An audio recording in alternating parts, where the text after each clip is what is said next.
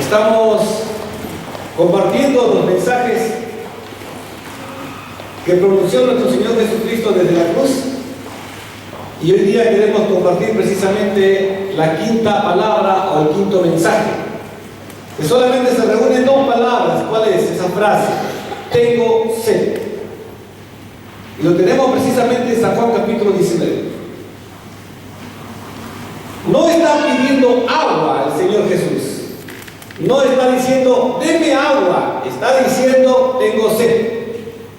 No está pidiendo, dame de beber. Está hablando de una necesidad que tenía. La necesidad es sed. Ahora, cuando nosotros comenzamos a ver la importancia precisamente de la sed, vamos a relacionarla rápidamente o inmediatamente con el agua, que es lo que calma la sed. Y en una revisión rápida precisamente en la Biblia, vamos a encontrar primeramente cómo es como Dios crea al hombre, a la mujer. Nos ha creado, y miren, el cuerpo humano, somos el 60% de lo que tenemos nosotros es agua. El 40% de todo nuestro cuerpo es sólido. Dice, pero ¿cómo? Dentro de nosotros hay más agua de lo que uno cree. En cada célula, agua. Cada parte de nuestro cuerpo, agua. El 60% de todo nuestro cuerpo es agua. Así que necesitamos ese líquido, el agua. La tierra, el globo terráqueo que vivimos. El 70% es agua. El 30% es el sólido, la tierra. Pero el 70% es agua. Así que, viendo nomás cómo ha sido creado la tierra, la composición de nuestro organismo, nos damos cuenta de la importancia, hermanos, que tiene el agua en nuestra vida. La importancia que tiene el agua para cada uno de nosotros. Ahora, ¿se imagina un pueblo sin agua? ¿Cómo estaría? Yo creo que es un pueblo que está en una urgente necesidad. Pero lo que a la luz de sus palabras vamos a encontrar que Dios es más importante que el agua. Cuando el pueblo de Israel estuvo en el desierto, y acompáñenme hasta Éxodo capítulo 17, verso 3, estuvieron por el desierto, habían estado oprimidos en Egipto, y el Señor los había liberado, habían salido libres después de las plagas que habían pasado. Al salir libre el pueblo de Israel, se recuerdan que se encontraron ante el mar, y atrás venían otra vez los soldados del faraón a tomarlos prisioneros nuevamente. Y cuando el Señor le dijo a Moisés que ponga la vara, y en las aguas se abrieron en dos, pasaron en medio por toda la noche. Recordamos esa escena. Ahí uno puede ver el milagro de Dios. Sin embargo, ¿qué es lo que pasa?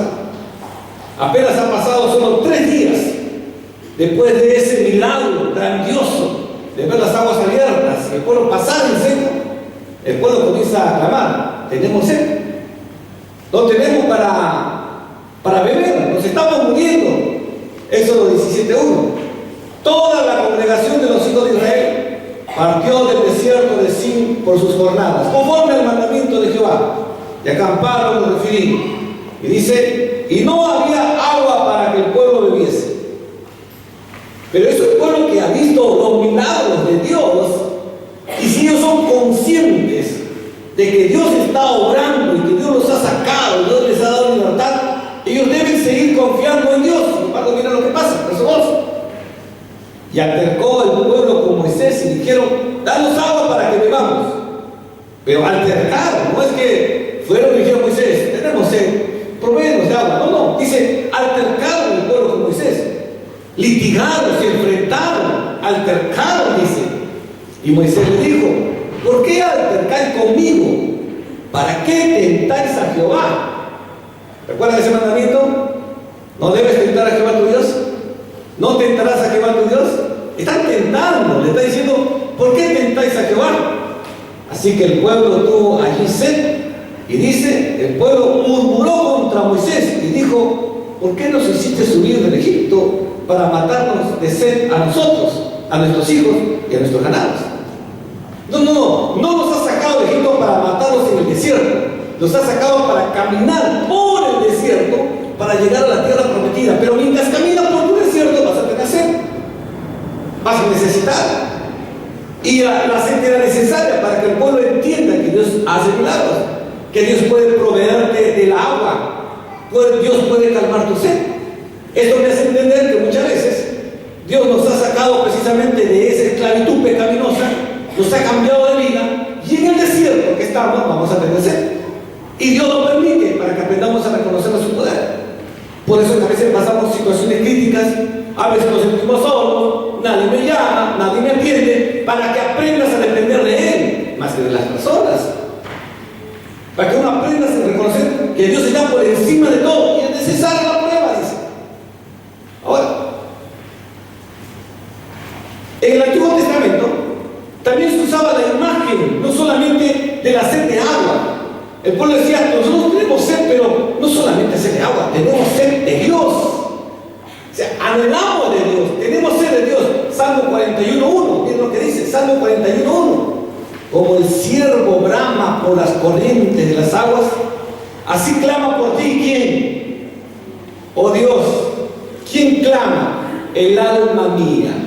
Mi alma, como un ciervo que va por las corrientes de las aguas y grita y clama por agua, así clama por ti, oh Dios, el alma mía. Verso 2. Mi alma tiene sed.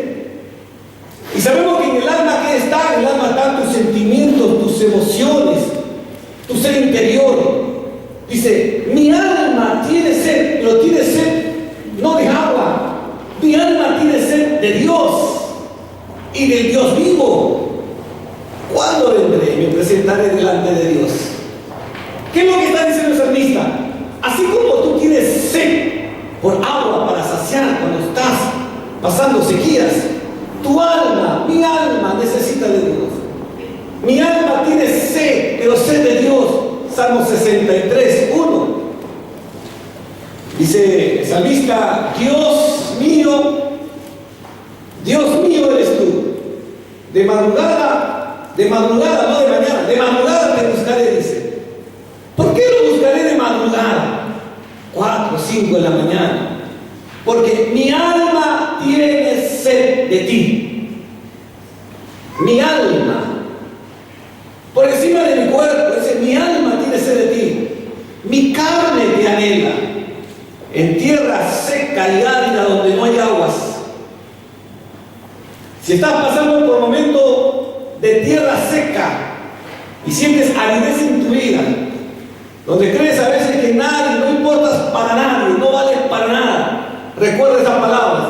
Es ahí donde puedo clamar, como el ciervo brama por las corrientes de las aguas. Puedo decir, mi alma tiene sed de Dios. Mi alma, mi carne anhela de Dios. Y el verso 2 va a decir, para ver tu poder y tu gloria, así como te he mirado en el santuario. Así que hay una necesidad vital en cada uno de nosotros, que no solamente es el agua, necesitamos de Dios. Usted, hermano, necesita de Dios. Pero yo vengo a la iglesia, soy convertido, bautizado, y toda la iglesia necesita de Dios. Yo creo que la necesidad de Dios es una urgencia y es básico en la vida de todo creyente, de todo cristiano. Usted necesita de Dios. Hay muchas cosas que va a buscar salida, pero no la va a encontrar. Necesita de Dios. Si pudiera decir en esta mañana, mi alma tiene sed, pero sed de Dios. No sé solamente de algo, tengo sed de Dios. Necesito de Dios, sed de Dios. Ahora, Jesús, ya hemos visto anteriormente que está crucificado. Y en la crucifixión Jesucristo va a decir, tengo sed. Pero antes, Jesucristo también ha tenido sed. ¿Saben por qué? Porque Jesucristo era 100% hombre y era 100% Dios.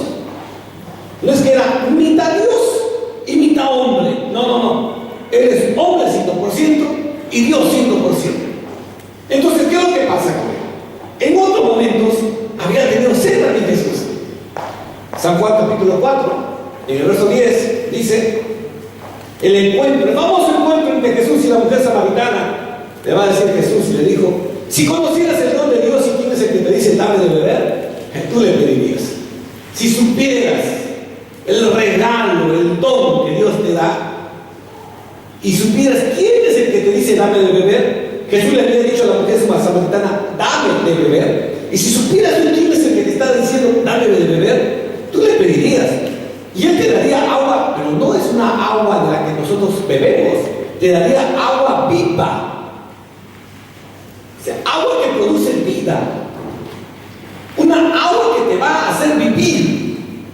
La mujer le dijo: Señor, no tienes con qué sacarla y el pozo es hondo. ¿De dónde pues dices que tienes el agua viva? ¿Acaso eres tú mayor que nuestro padre Jacob, que nos dio este pozo, el cual bebieron él y sus hijos y sus ganados? Respondió Jesús y le dijo: cualquiera que bebiere de esta agua va a volver a tener sed, mas el que bebiere del agua que yo le daré no tendrá sed jamás. Mira, el Maestro Jesús le está ofreciendo el agua de vida. Le está diciendo: si tú bebes esta agua, no tendrás sed jamás, sino que el agua que yo le daré será en él una fuente de agua que salte para vida eterna. Si tú bebes esas aguas que te da el Señor Jesús, lo que estás tomando, lo que te estás bebiendo es agua de vida eterna. Y vas a ser una fuente, dice, un manantial en la cual salte para vida eterna. La mujer le dijo: Señor, dame de esa agua para que no tenga yo sed, ni venga aquí a sacar. Señor, dame de esa agua. Esta agua es hacer mi sed. Pero tú me estás ofreciendo el agua de vida.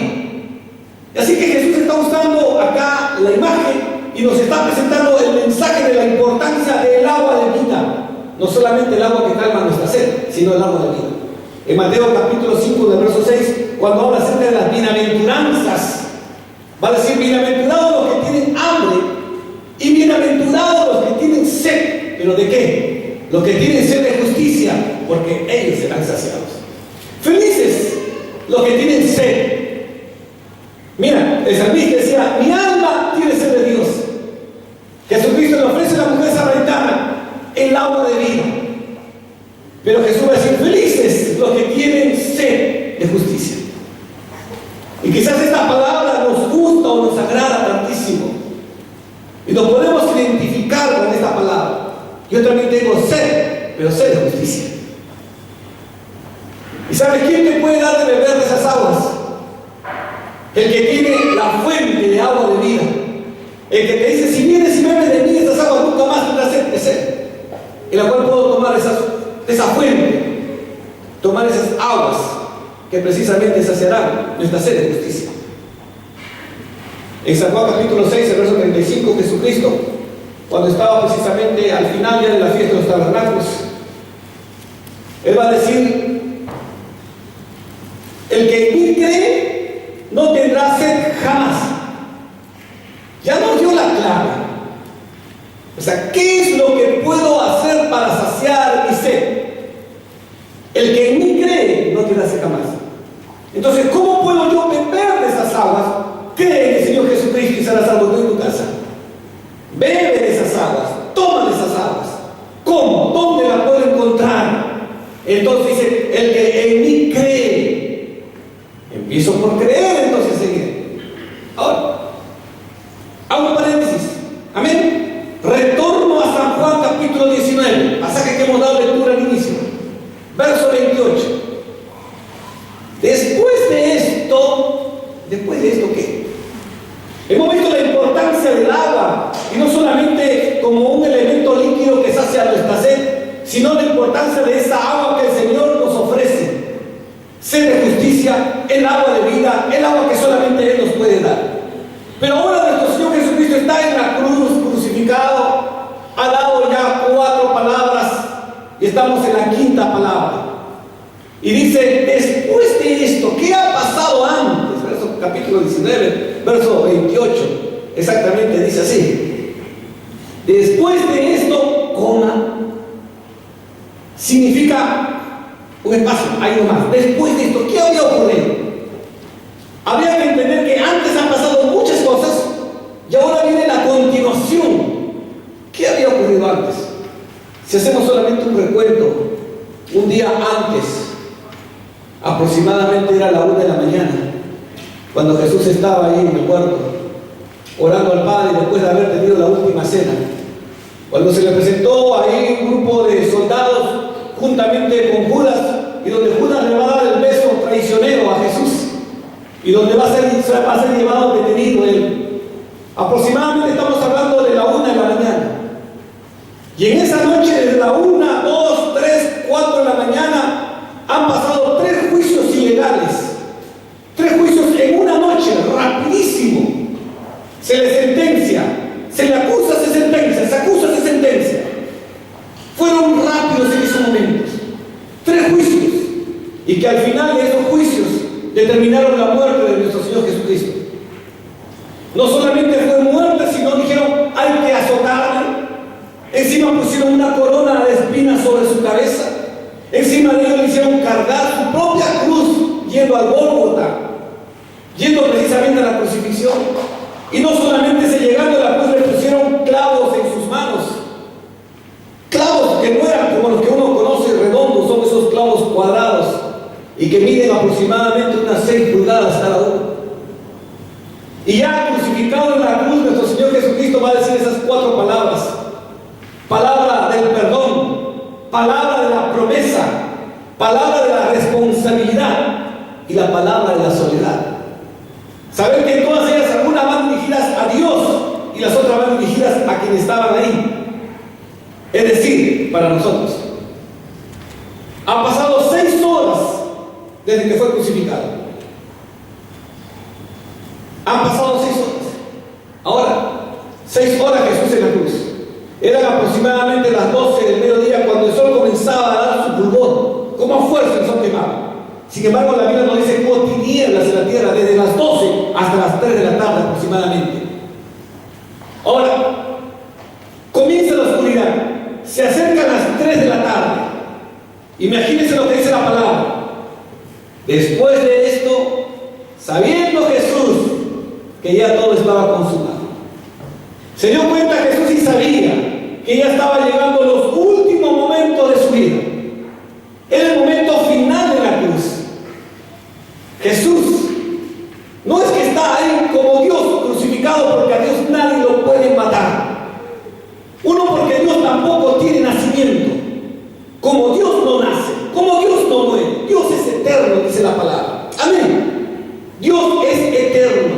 Así que Él no tiene papá ni tiene mamá. Porque Él existe de siempre. Dios. Jesús sí tuvo mamá. Jesús sí, la Virgen María. Porque era muchacha, era virgen. Y que después tuvo más hijos, después de Jesús tuvo más hijos también. Y la Biblia menciona los nombres de cada uno de ellos. Pero ahí está Jesús crucificado. Si encontramos nuevamente en este momento, digo, tan difícil ver a Jesús crucificado como hombre. Y uno piensa que Jesús habrá sufrido. Claro que ha sufrido. Ha tenido dolor, ha tenido dolor. Primera de Juan capítulo 4, verso 2. Primera de Juan capítulo 4, verso 2. En esto conoced el Espíritu de Dios. Todo espíritu que confiese que Jesucristo ha venido en carne es de Dios. Así que dice, en esto hay que conocer. Esto es de la palabra de Dios. ¿Qué dice? Que Jesucristo ha venido en carne es de Dios. Si tú crees esto, esto es de Dios, dice la palabra. Tenemos que reconocer y aceptar que Jesucristo ha venido en carne. Es Dios hecho carne. San Juan capítulo 1, ¿qué es lo que dice? En el principio era el verbo, y el verbo era con Dios, y el verbo era Dios. Y el verbo se hizo carne y habitó entre nosotros. ¿Y cómo se llamó el verbo? Jesucristo. Él es el verbo. Sabemos que el verbo es esa palabra que determina la acción en una frase, en una oración. Jesucristo es la acción. Jesucristo no solamente es un nombre, Jesucristo es la acción. Por Él fueron hechas todas las cosas. Por su palabra fue hecha todas las cosas. Y el verbo se hizo carne. Primera de Juan capítulo 4, verso 3 dice: y todo espíritu que no confiese que Jesucristo ha venido en carne no es de Dios. Es claro, hermano. Acá no necesitamos darle una interpretación todavía, ¿no? Te lo interpreta claramente la palabra. Si alguien viene y te dice que Jesucristo no es Dios, ese no es de Dios. De frente. Todo espíritu que no confiese que Jesucristo ha venido en carne no es de Dios. Claramente. Él viene de Dios. Es Dios hecho carne. ¿Y este es el espíritu de quién? Este es el espíritu del anticristo, el cual habéis oído que viene y que ya está ahora, ya está en el mundo.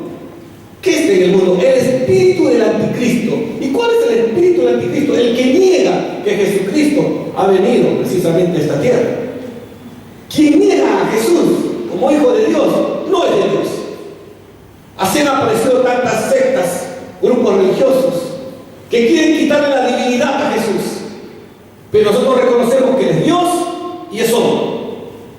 Segunda de Juan, capítulo 1, verso 7. Ahí nomás estábamos en primera de Juan, vamos a segunda de Juan. Dice: porque muchos engañadores han salido por el mundo que no confiesan que Jesucristo ha venido en carne. Quien esto hace, ¿quién es el engañador y el anticristo. Tienen el espíritu del anticristo los que no confiesan que Jesucristo ha venido en carne. Nosotros confesamos que Jesucristo ha venido en carne, que el Dios se hizo carne, murió en la cruz por tus pecados, por mis pecados, y gracias a Él que nos abrió la puerta para entrar al lugar santísimo, gracias a Él que tenemos comunión para con el Padre nuevamente. Así se han salido muchos engañadores difundiendo que Él no ha venido, dice. Sabiendo Jesús que ya todo estaba consumado. Seguimos leyendo el verso 28. Después de esto, sabiendo Jesús que ya todo estaba consumado, dijo para que la escritura se cumpliese. Mira, y los soldados comienzan a hacer cosas que ellos no entienden, pero lo que comienza a pasar es que ahora se comienza a cumplir las escrituras. En Jesús se van a cumplir las profecías del Mesías. Que esto fue dicho antes. Vámonos hasta Salmos, capítulo 22, el verso 15. Salmo, capítulo 22, verso 15.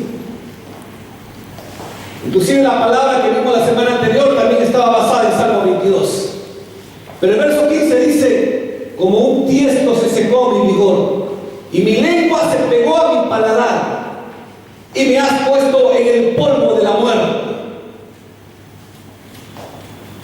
Está hablando de Jesucristo, que dice: mi lengua se pegó a mi paladar, me he secado, estoy seco, árido, mi cuerpo se ha deshidratado. Su cuerpo de Jesús en el madero estaba con fiebre, la fiebre le había subido, había deshidratación. Desde la última cena han pasado horas, no ha comido ni ha bebido nada. El Salmo 69, verso 20 dice: el escarnio ha quebrantado mi corazón y estoy acongojado. Esperé quien se compadeciese de mí, y no lo hubo, y consoladores, y ninguno hallé. Uno pensaría que está hablando de la descripción de Jesús en la cruz, pero no, está hablando del Salmo 69, 20. Está hablando de algo profético que se cumple en el Mesías, en Jesús. Y el verso 21 dice: me pusieron además hiel por comida, y en mi sed me dieron a beber vinagre. Los soldados, aún sin conocer probablemente las escrituras y conocer los salmos, estaban cumpliendo lo que la palabra decía, que le iban a dar de beber vinagre. Pero con todo esto, regreso al 28 y dice: después de esto, sabiendo Jesús que ya todo estaba consumado, dijo, para que se cumpliese la escritura: tengo sed. Esta palabra, hermanos, tengo sed, no está diciendo dame agua, está diciendo una necesidad. Su grito no es una queja, es una necesidad. Tengo sed, lo que está diciendo él. Yo creo que este mensaje llegó a todos los que estaban escuchando, y por ende llega también a todos nosotros. ¿Qué harías tú ante un Jesús que está crucificado y te dice tengo sed? Pero un momento, a Jesús también le habían ofrecido antes de tomar, y no lo tomó. ¿Por qué? Porque Jesús acá no está pidiendo precisamente agua, está diciendo tengo sed. Y un hombre que ha sufrido, un hombre que ha sido maltratado horas, está sangrando su cuerpo, ¿acaso no tiene sed? Claro que tiene sed. Si uno pregunta a cualquier hombre que ha ido a la batalla o que ha estado en el servicio militar, ¿qué es lo que más tiene? Sed. E incluso es la necesidad antes que cualquier dolor. Te puede doler el cuerpo, pero lo que tú quieres es quien calma mi sed. Aquellas personas que han sido alguna vez intervenidas y han sido operadas, cuando estaban precisamente en la cama de un hospital, que le dicen: no tome agua, pero mi paladar se ha secado, tengo sed, y no te dan ni una gota de agua, solamente te dan por el fuego. Dice: ahí se está alimentando, pero tengo sed, mis labios están secos y no puede tomar agua. O sea, en la mayor necesidad a veces lo que uno más busca es ¿quién calma mi sed? Ahora, Jesús como hombre tiene sed, claro que sí la tiene. Uno puede decir, es que se refería probablemente a una necesidad de justicia, de paz. Probablemente sí, pero también había una necesidad humana. Y lo que Jesús tenía sed. Todo su cuerpo estaba seco. Horas de horas sangrando con la calor. Como le decía, cuando se deshidrata el cuerpo, comenzó a venirle la fiebre, los malestares. Llegó una cruz. Y sigue su palabra de él: tengo sed. Y yo creo que esa palabra de Jesús desde la cruz hasta el día de hoy se puede escuchar los ecos. Y se puede escuchar precisamente una palabra que debe llegar a mis oídos, al oído de cada uno de nosotros. Esa palabra: tengo sed. El mismo que le había ofrecido a la mujer samaritana: si tú me pides, yo te doy de beber de esas aguas. El mismo que había dicho: si alguno tiene sed, venga y beba, y yo le daré el agua de vida. El mismo que había dicho: bienaventurados los que tienen hambre y sed de justicia. El que te ofrece el agua de vida, ahora está diciendo: tengo sed. Probablemente uno no le entiende. ¿Cómo es posible esto? El mismo que te ofrece el agua, ahora dice: tengo sed. Momentos antes hemos visto el dolor de Jesús, estar distante del Padre. Porque recordemos una cosa: Él no está ahí solamente cumpliendo una profecía porque se dijo que tenía que morir en la cruz. Él está ahí cumpliendo, hermanos, una misión por la cual vino a esta tierra. ¿Sabe cuál fue su misión? Para que tú y yo, hermanos, podamos hoy día tener una comunión directa para con Dios. Y dice el verso 29: y estaba ahí una vasija llena de vinagre. Ahí había una vasija llena de vinagre. Pero no es la única vez. ¿Sabe qué? Momentos antes a Jesús le ofrecieron también que tome vinagre. Él no había pedido, no dijo: tengo sed, no clamó por agua, aún no había sido ni crucificado todavía. Marcos capítulo 15, verso 23. Dice: y le dieron a beber vino mezclado con mirra. Pero ¿qué dice la palabra? Él no lo tomó. No había sido crucificado. Y le ofrecen. ¿Por qué le ofrecen vino mezclado con mirra? Y él dice: no. Cerró los labios, cerró la boca y dijo: esto no lo tomo, no tomo. Mateo capítulo 27, verso 34. ¿Por qué rechaza? ¿Y por qué después va a pedir y va a aceptar? Mateo 27:34 dice: le dieron a beber vinagre mezclado con hiel, pero después de haber probado, no quiso beber. ¿Por qué? Marcos dice que le han ofrecido vino mezclado con mirra. Mateo dice que le han ofrecido vinagre mezclado con hiel. Y Jesús lo ha probado, ha sentido el sabor, inmediatamente ha rechazado, no lo tomó. ¿Y por qué ahora cuando le ofrecen el vinagre sí lo va a tomar? ¿Cuál es la diferencia? ¿Saben para qué servía el vino mezclado con mirra? Era un analgésico. Era como una medicina para calmar de sus dolores. En otras palabras, era como una droga para que no le duela tanto. Y cuando le ofrecen el vinagre mezclado con hiel, era lo mismo. Analgésicos, calmantes. Y él va a rechazar esos calmantes. Mira, desde la cruz está rechazando esos calmantes que te van a dar temporariamente para que ya no te duela tanto. Es como que tú dices: déjame que me duela, quiero soportar el dolor. Es como Jesús te está diciendo: ¿me quieres calmar mi dolor? No lo aceptan. Y le han ofrecido a él. Y Jesús dice, yo no acepto calmantes. Yo no acepto algo que en este momento me calme mi dolor. Jesús prefiere soportar el dolor. Quizás uno dice, no le entiendo, hubiera calmado un poco su dolor. Al menos menguaba, bajaba, reducía el dolor que tenía en la cruz. Pero yo creo que detrás de estas palabras de Jesús y de esta actitud de rechazar el vino mezclado con mirra, rechazar el vinagre mezclado con hielo, nos está diciendo cosas muy importantes. Que en la vida, hermano, cuando estás en tus peores momentos, en tus momentos críticos de dolor, ¿cuántas veces vamos a pasar momentos de mucha dificultad? Te van a ofrecer calmantes. Y esos son los calmantes que vas a tener que rechazarlos. Porque muchas veces estaremos como con Jesús ahí, sufriendo el peor dolor, crucificado ahí. Y puedes estar pasando las peores deudas, la peor enfermedad. Te pueden haber determinado una enfermedad crucial. Te pueden haber dicho que estás en los peores momentos de tu vida. Pero es ahí donde muchas veces te ofrecerán calmantes. Toma, esto calmará en parte tu dolor. Pero Jesús no te ofrece un calmante, hermanos. No te dice, mira, a esta necesidad que tienes, toma esto para que te calme. No, Él es la fuente de agua de vida. Él es la fuente de esa agua de justicia. Jesús no quiere calmar tu dolor, Él quiere sanar tu dolor. Jesús no quiere calmar tu enfermedad, Él quiere sanarte de toda enfermedad. Yo creo que este es el mensaje de Jesús en la cruz. No está diciendo solamente calma, calma. No, Él quiere sanidad total, libertad total. Este es el mensaje transformador de nuestro Señor Jesucristo.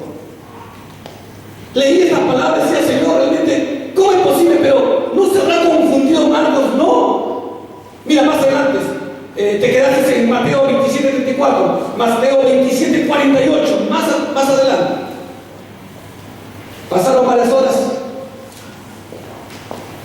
Y dice, y al instante corrió uno de ellos, tomó una esponja y le empapó con vinagre y poniéndola en una caña le dio a beber. Mira que Mateo menciona las dos ocasiones. Es decir, primero le ofrecieron y no la tomó. Marcos también menciona lo mismo. Marcos capítulo 15, en el verso 36. Y corrió uno y empapando una esponja en vinagre y poniéndole en una caña le dio a beber, diciendo, dejad, veamos si viene Elías a bajarle. Y aún ahí se sigue burlando de él todavía. Pero aquí se la tomó. Mateo menciona dos ocasiones, Marcos menciona las dos ocasiones, pero Juan registra precisamente los detalles que pasaron acá. Juan estuvo de cerca, Juan estuvo mirando. Dice la palabra que había mujeres ahí que estaban frente a la cruz de Jesús y ahí también estaba Juan. Pero me interesa ver la actitud de un Jesús que rechaza, hermano, todo calmado. Yo creo que este mensaje es una enseñanza para nosotros también, de que cuando a veces estamos en momentos críticos en nuestra vida, tenemos que aprender a rechazar los calmantes, porque solamente te calman tu dolor. Pasarán las horas y el dolor no se ha ido, volverá otra vez. Y a veces el dolor viene con más intensidad y viene con deuda todavía. Qué interesante Jesús que nos promete algo diferente. Verso 29. Entonces ellos empaparon en vinagre una esponja. Cogieron una esponja, le empaparon el vinagre. ¿Y qué hacía una fuente de vinagre ahí con los soldados? ¿Para qué tenían eso? Era el refresco de los soldados. Lo otro eran calmantes. El vino mezclado con mirra, o el vinagre con hielo. Eran calmantes, analgésicos para el dolor. Lo otro son sus refrescos, que así se llamaban. Era el vinagre echado con tanta agua, no tenía el sabor dulce como el que nosotros podemos conocer, pero eran calmantes. Lo otro es para saciar su sed de los soldados. Y cuando escuchan a Jesús decir, tengo sed, ellos inmediatamente reaccionan, cogen una esponja, la meten en el vinagre, se la ofrecen a Jesús, y esto Jesús sí lo toma. Y esto Jesús sí lo acepta. Dice en el verso 29, y poniéndola en un hisopo, se la acercaron a la boca. Poniéndola en un hisopo. Recordarán ese momento cuando Moisés ordenó al pueblo de Israel, después de haber pasado las plagas en Egipto, y cogieron un hisopo y pintaron el dintel de las puertas de su casa con sangre del cordero que habían hecho en la primera Pascua, para que cuando pase el ángel de la muerte, dice, en aquella casa no pase. Pues nos recordará nuevamente que tomaron este hisopo, mezclaron ahora en vinagre y se lo pusieron a Jesús, se lo acercaron a la boca, y ahora sí, Jesús lo tomó.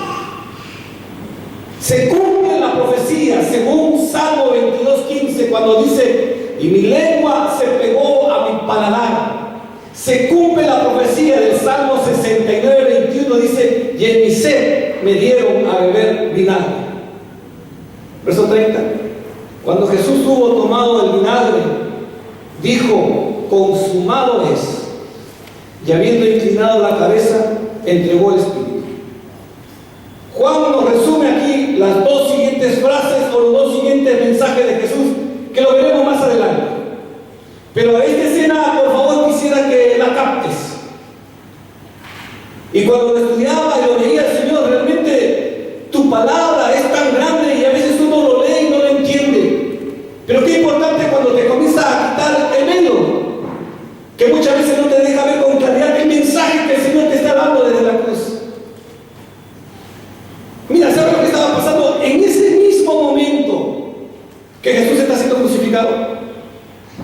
Recuerdan que era en los días de la Pascua y el siguiente día era el día de Sabbat, el día de descanso.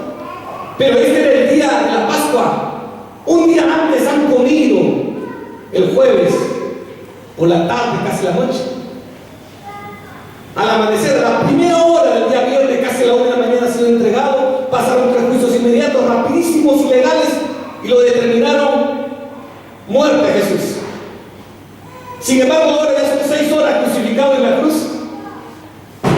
Ha pasado aproximadamente desde las 12 del día hasta las 3 de la tarde, que se ha oscurecido todo.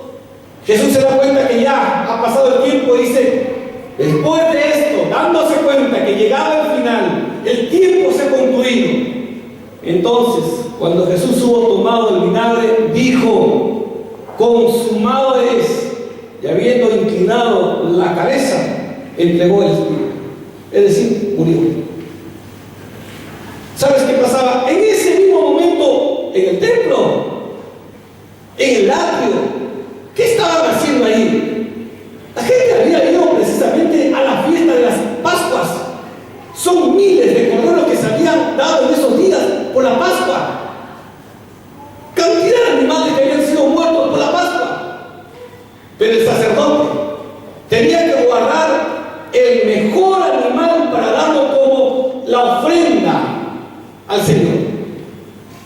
El sacerdote tenía que guardar el animal de 1 año, sano, perfecto, en buenas condiciones, que no puede estar enfermo para nada.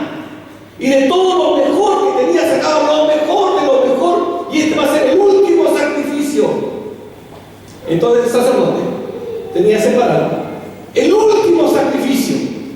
Después de haber sacrificado en el día, habían hecho varios holocaustos, todo era en el atrio, todas esas ofrendas estaban afuera, no era ni en el lugar santo ni en el lugar santísimo. Ellos no eran para ofrecer esos sacrificios, el holocausto era solamente en el atrio. Y entonces ahí, ¿sabes qué hace el sacerdote? Cuando se da cuenta que ya han llegado casi al final, eran aproximadamente las 3 de la tarde, la hora en la cual el sacerdote hacía el último sacrificio del día. Coincidencia, ¿no? Mientras que por una parte el sacerdote ha preparado el último sacrificio en el Gólgota. Ahí está Jesucristo crucificado, dándose cuenta que está llegando el último momento de su sacrificio. Entonces, ¿qué hace el sacerdote? Va y busca al animal que lo ha separado, o un buey, o un toro, o una oveja, lo que ha designado, el mejor animal. Lo trae, lo prepara, lo pone precisamente en esa mesa del holocausto. En ese mismo momento Jesús está preparado y crucificado, no puesto en una mesa, sino En ese mismo momento, la gente se ha calmado. La gente está expectante de lo que está haciendo el sacerdote, porque ese momento era la última ofrenda. Mientras que en la cruz la gente está expectando el último momento de vida de Jesús. ¿Coincidencias? No. Lo que el Señor nos está transmitiendo es: miren, en este momento está acabando estos sacrificios. En estos momentos está cambiando la historia de la humanidad. En este momento está cambiando la historia de la iglesia. En este momento es un proceso importante, trascendental en la vida de toda la humanidad. Y hay dos escenas. Sigamos a la escena, por ejemplo, donde estaban ahí ofreciendo. El sacerdote tiene preparado al animal, el mejor animal. Y en la cruz está Jesús sin pecado, limpio, puro, jamás cometió pecado, pero sufriendo por nuestros pecados, por tus pecados, por mis pecados, ahí en la cruz. Hasta que de repente el sacerdote coge el cuchillo, ¿verdad?, lo degolla al animal y dice una palabra al sacerdote. Una vez que lo ha matado, consumado es. Es la palabra que dice el sacerdote precisamente ahí en el sacrificio. En ese momento Jesús en la cruz, sabiendo que ha llegado el final, va a decir: consumado es. ¿Coincidencia? ¿Coincidencia? No lo creo. Está determinado un cambio radical. No solamente eso. Una vez que el sacerdote ha acabado con la vida de este animal, el sacerdote está ensangrentado porque les ha aplicado la sangre. Entonces se acerca al lavabo, se lava las manos, se lava la cara, se limpia y se prepara. Porque es el momento en el cual en una vasija ha cogido la sangre de este animal para entrar al lugar santo. En ese momento se ha derramado sangre de este animal. Y Jesucristo en ese momento ha derramado sangre por ti y por mí en la cruz. ¿Para qué? Para limpiarnos de todo pecado y para que podamos entrar también juntamente con Él al lugar santo. No solamente esto, ahora el sacerdote ha comenzado a hacer la liturgia que corresponde en el lugar santo. Y ese momento donde Él tiene que entrar al lugar santísimo. Y todos afuera están expectantes porque dicen: ¿aceptará Dios? ¿Nos aceptará? ¿Perdonará nuestros pecados? ¿Habrá limpieza para el pueblo? Entonces el sacerdote dice que entraba al lugar santísimo y, como sabemos, tenía amarrado en su pierna una cuerda. Porque si él no estaba a cuentas con el Señor y entraba al lugar santísimo, caía muerto. Porque no podía entrar al lugar santo, al lugar santísimo, estando en pecado. Y si él no era aceptada su ofrenda, caía muerto. E inmediatamente, como nadie podía entrar a ese lugar, lo jalaban por la cuerda. Y todos estaban expectantes con la cuerda, esperamos que tiraran. No, si todavía está vivo. ¿Qué va a ocurrir? Hasta que de repente salía el sacerdote. Y todo el pueblo comenzaba a celebrar que ha sido otro año más de perdón de pecados. El pueblo comenzaba a celebrar: Dios ha perdonado nuestros pecados, otra vez, sigamos para adelante. Sin embargo, en la cruz, Jesucristo ya dijo: consumado es. Y ahora por su sangre nos limpia de todo pecado.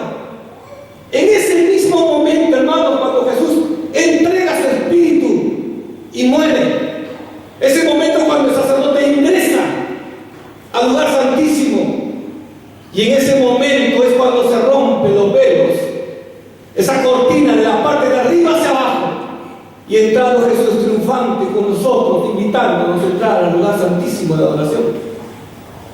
Te está diciendo: este sacrificio hoy día está concluyendo. Ahora inicia una nueva etapa. Mira, ¿quién revolucionó el mundo entero? Jesús. ¿Quién cambió la historia de la humanidad? Jesús. Así que ver la cruz, la crucifixión de Jesús, no solamente es ver actos históricos o que solamente afecte a nuestra alma. Ver a Jesús crucificado es ver a Jesús que nos sigue dando palabras para el día de hoy. Es el mismo que volvamos a esa palabra que nos dijo desde la cruz: tengo sed. Y si Jesús volviera a decirnos esta palabra, tengo sed, ¿cuál es? ¿Qué le ofrecerías tú a Jesús? ¿Serías uno de los que va a coger vinagre y le dice, Jesús, bebe? ¿O serías uno que junta precisamente el vinagre con la hiel? ¿O juntarías el vino con la mirra para calmarle su dolor? ¿Cuál sería la cosa? Podríamos decir, yo quiero ser el que le ofrece ese vinagre, pero muchas veces nuestras actitudes son otras. A veces nuestras actitudes son aquellos que queremos calmar solamente. No solamente eso, Jesús también se presenta ante la cruz, dando una expresión y un clamor como el que tú muchas veces has tenido, como que yo tuve, como el que nosotros tenemos. Esa misma sed de justicia que tú la tienes. ¿Y cuántas veces has dicho, Señor, que se haga justicia en esta tierra? Pero muchas veces hemos pedido justicia a nuestra manera. ¿Y sabes cuál es nuestra manera? Castigo. ¿Sabes cuál es nuestra manera de ver la justicia? Castigo. Quien la hace, que la paga. Es que a veces no hemos entendido la misericordia de Dios. No hemos entendido la comprensión y el amor de Dios. Que el amor de Dios sobrepasa todo entendimiento. Que a veces nosotros nos hemos presentado de esa manera. Aquel que tiene la culpa, que la pague. Y Jesucristo va a decir, sí que la pague, pero yo ya la pagué. ¿Para qué la va a pagar él si la pagué yo? Entiende la misericordia de Dios. O sea, ¿entiendes qué complejo se nos hace a veces para nosotros entender cómo es el perdón de Dios? Es sencillo. Él murió en la cruz por tus pecados. Tú mereces morir, claro que sí, pero Él murió por ti. Tú mereces pagarlo, sí, pero Él ya lo pagó por ti. Acepta el perdón de Dios. Acepta la restauración de Jesús que te da desde la cruz. Y a veces viene ese nuestro clamor. Yo creo que en este tiempo esas palabras de clamor, precisamente de decir, tengo sed, están en nosotros. Y si Jesús me dijera, tengo sed, yo quisiera ofrecerle al Señor algo que calme, no solamente por un momento, sino que sea una ofrenda para ti, Señor. ¿Quieres ofrecerle vinagre con hiel? ¿Quieres ofrecerle vino con mirra? Que a veces hacemos eso nosotros. Creemos que podemos tener una vida de pecado y con venir a la iglesia un día a la semana ya está limpio nuestros pecados. Son calmantes. Dios no quiere eso. Dios no quiere solamente calmantes, hermano, que a veces eso calma mi espíritu, calma mi conducta, calma mi comportamiento. Dios no quiere calmantes, Dios quiere cambios de vida. Si supieras quién es el que te dice dame de beber, tú le pedirías y nunca más tendrías sed. Si supieras quién te ofrece el agua de vida, esa agua de justicia, feliz es el que tiene hambre y sed de justicia, porque ellos serán saciados. Yo creo que a veces nosotros nos ponemos en esa situación. Y si Jesús volviera a decir, tengo sed, ¿de qué, Señor? Tengo sed de adoradores que me adoren en espíritu y en verdad. ¿Podrías tú decirle a Dios, Señor, cuando pases tu mirada buscando adoradores, mírame a mí, Señor? ¿O crees que pasará el Señor diciendo, tengo sed de siervos que me adoren como Él quiere? Yo creo que el clamor de la sed de Jesús también es esa. Y en este tiempo vuelve a decirnos esas mismas palabras, tengo sed. Pero no solamente es el clamor de Jesús, es el clamor tuyo. Es el clamor en este tiempo de los pueblos, de las mujeres, los niños, inmigrantes, gente tan discriminada que también clama por sed. Y yo creo que en esto muchas veces nos vamos a identificar nosotros. Es un mundo que tiene sed, pero es un mundo que no quiere beber las aguas que Jesús le está ofreciendo. Si bebieran de las aguas que Jesús está ofreciendo, sería totalmente diferente. Dice, ¿por qué hay injusticia? ¿Por qué hay tanta muerte en el mundo? ¿Por qué hay guerras por allá? Matan a uno, matan a otros. ¿Por qué? Porque el mundo quiere buscar justicia a su manera. No quiere buscar la justicia o la misericordia de Dios. ¿Tienes sed? Si tienes sed, nunca calmes esa sed con vinagre y con hiel. porque solo son calmantes. A veces dice, tengo sed de amor, no me ama mi esposa, no me ama mi esposo. ¿Qué quieres? ¿Buscarte a alguien que te ame para cubrir esa sed de amor? Son calmantes que a la fin es peor. Hijo, mi papá no me ama, mi mamá no me ama, necesito amor paternal. Y si buscan a alguien que le dé un amor, estás teniendo solamente un calmante que a la larga va a ser peor. Jóvenes, si tú tienes sed de divertirte con algo y piensas que las fiestas, piensas que el licor, piensas que los vicios, o aún el deporte como vicio, piensas que todo eso son calmantes, sí que son calmantes, pero no te dan la felicidad que tú debes tener y tienes que tener, la que te ofrece Jesús. Jesús te ofrece algo diferente. Él te ofrece de beber agua de vida eterna. Jesús te ofrece cosas diferentes. Por eso cometemos tantos errores, porque no miramos la cruz de Jesús. Jesús dijo, tengo sed, pero yo también tengo sed y quiero buscar a mi manera, a mi forma, calmantes, calmantes, calmantes. Algo que me calme, algo que me relaje, por favor. Ya, estoy tranquilo. Mañana vuelves a hacer el mismo. Y Jesús te ofrece algo diferente. Jesús no quiere calmarte, quiere sanarte. Jesús está haciendo cosas diversas en tu vida. Yo creo que ese clamor de los niños, de adolescentes, de jóvenes. ¿Qué cree un adolescente y un joven? Que porque mi papá, mi mamá no me entiende, entonces busco un calmante. ¿En quién? En otros como yo que me entiendan. Son calmantes y son peores todavía. El amor de un amigo no reemplaza el amor de un padre. El amor de un amigo no va a reemplazar jamás el amor de un padre. Todo tiene su lugar. Y nunca hay competencia entre el uno con lo otro. Dios puso todas las cosas en orden. No corras, hermano, a esas fuentes. Esas fuentes que te ofrecen solamente diversión temporánea, calmantes temporáneos. Porque cuando pasas y llegas a tu casa sientes el mismo vacío y el mismo dolor de antes. No quiero decir con eso que no podamos divertirnos. Claro que sí. Podemos jugar fútbol alguna vez, claro que sí. Pero no lo veas como un calmante para tus problemas. No es un calmante. El ejercicio para poco aprovecha, sí, lo dice el apóstol Pablo. Para poco aprovecha. Tiene su provecho, pero es poco en comparación a que si buscaras con anhelo, con angustia y necesidad, dirás, tengo sed de Dios, tengo sed de Dios vivo. Así como el siervo brama por las corrientes de agua, así clama por ti, oh Dios, el alma mía. Sería totalmente nuestra vida diferente, porque el mismo que le ofreció a aquella mujer samaritana, el mismo que dijo, quien tenga sed, ven a mí, beba, es el mismo que nos ofrece a nosotros a beber de esas aguas. ¿Correrías tú a beber de esas aguas de Jesús? ¿Correrías a Él y decir, yo quiero beber de esas aguas? Yo quiero tomar de esas aguas que no solamente me calman, me limpian.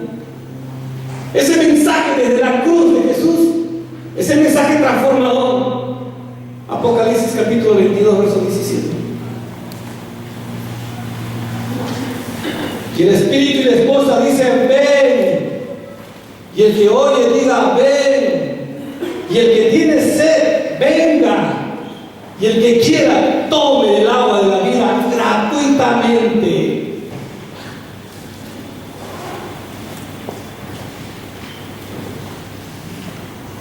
Primera de Corintios, capítulo 10, verso 1.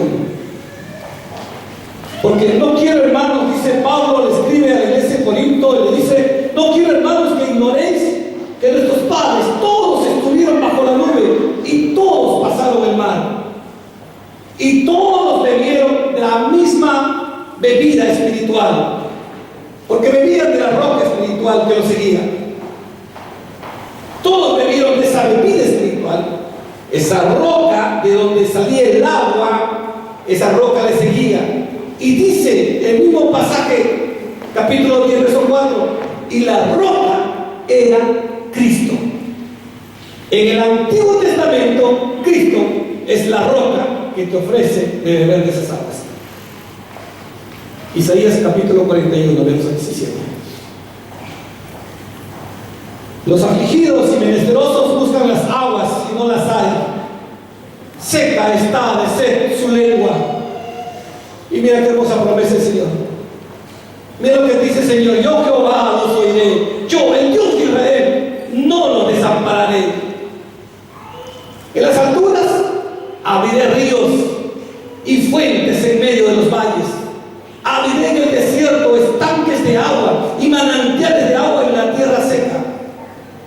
Daré en el desierto cedros, acacias, avellanes y olivos, y pondré en la soledad cipreses, pinos y bojes juntamente, para que vean y conozcan y adviertan y entiendan todos que la mano de Jehová hace esto y que el Santo de Israel lo creó. ¿Qué está diciendo? Yo te voy a ofrecer agua y agua en abundancia. Es agua que vas a hacer tu sed. El mismo que le dijo a la mujer samaritana: al que bebiere esta agua que yo le daré, no tendrá sed jamás.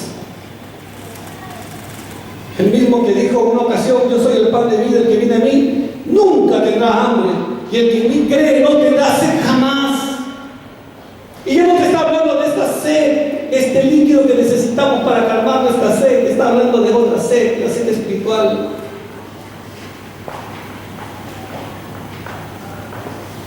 Quiero concluir con San Juan capítulo 7, verso 34.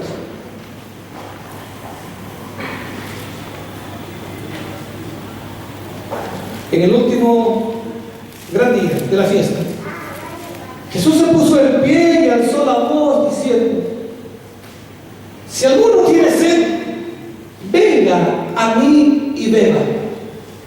Y el que en mí cree, como dice la Escritura, de su interior correrán ríos de agua viva. ¿Quiere beber esas aguas?